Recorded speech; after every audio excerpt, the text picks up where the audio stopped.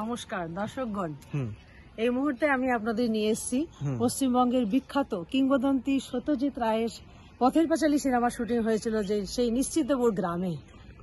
আমরা এইমাত্র আপনাদের নিয়ে আসছি, সামনে কিছুটাই আমরা এগিয়ে এসেছি। আমরা এইমাত্র অতিক্রম করলাম হরিহরের বাড়ি, সেটা আপনাদের আমরা পরে দেখাচ্ছি।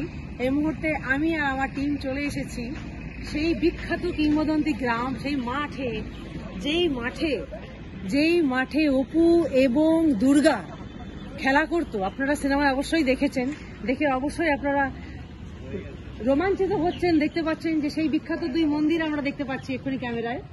এই সেই বিখ্যাত দুই মন্দির সারা পৃথিবীতে যেটা বিখ্যাত সমৃদ্ধ হয়েছিল, যে সত্যজিৎ রায়, আমাদের কিংবদন্তি সত্যজিৎ রায় আমাদের ভারতবর্ষকে অস্কার পুরস্কার নিয়ে এসে দিয়েছিলেন। এই মুহূর্তে আপনারা দেখতে পাচ্ছেন সেই দুই মন্দির, যে দুই মন্দিরের সামনে অপু এবং দুর্গা যারা খেলা করতেন।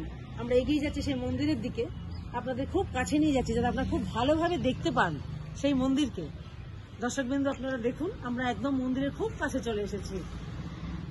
আপনারা নিশ্চয়ই খুব শিহরিত হচ্ছেন আর ভাবছেন যে যেকে আমরা ফিল্মে দেখেছিলাম, আজকে আমরা সরাসরি আপনাদের সামনে পৌঁছে দিচ্ছি। সঙ্গে আছেন আমাদের ক্যামেরাম্যান বাপি সুরঞ্জন সরকার।